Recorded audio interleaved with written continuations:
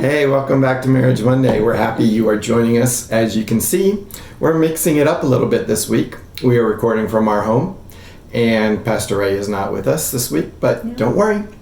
You will see Pastor Ray joining us again in future Marriage Monday videos. That's right.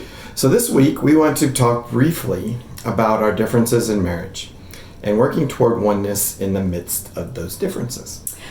There are many differences between a husband and a wife, and some of those differences are very obvious. Very much so. Like, I'm a man. I'm a woman. I'm taller. I'm shorter.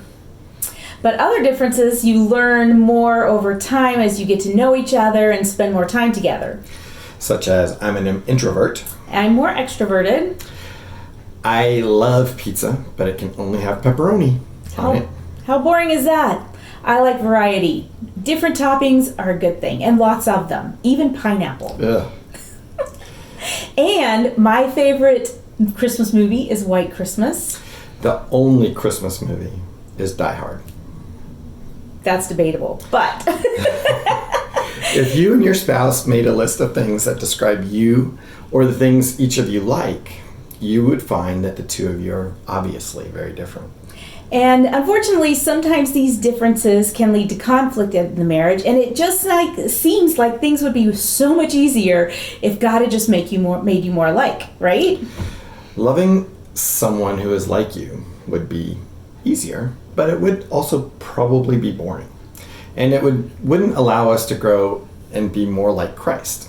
In the book Sacred Marriage, author Gary Thomas asks the question, what if God designed marriage to make us holy more than to make us happy? Ooh, that's a really good question. And I think it's so true. Both the boring part and the part about God using marriage to make us more holy.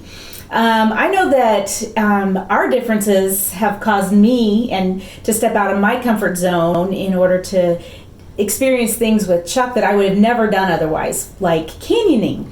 If you don't know what that is, Google it. I did it once out of my love for my husband, and it was fun, but I will never do it again. I will say that. And God has also definitely used some of our differences to point out my own selfishness and point me towards Him. Yeah, Genesis 1:27 says, so God created man in his own image. In the image of God, he created him. Male and female, he created them.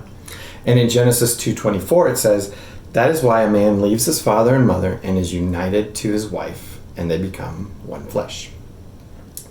God joined a man and a woman together in marriage so that together they would mirror his image, and their oneness in marriage is a picture of the intimate relationship between Christ and his followers, as described in Ephesians 5. Yeah.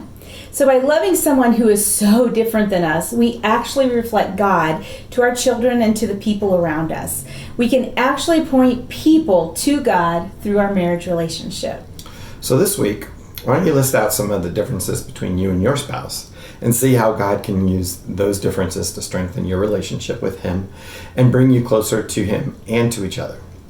Ask yourself, how can you love your spouse better and grow in oneness with your spouse? Then ask what steps you can take to become more one so that your marriage reflects God to the people around you. Well, thank you for joining us for this week's Marriage Monday video. We'll see you next time.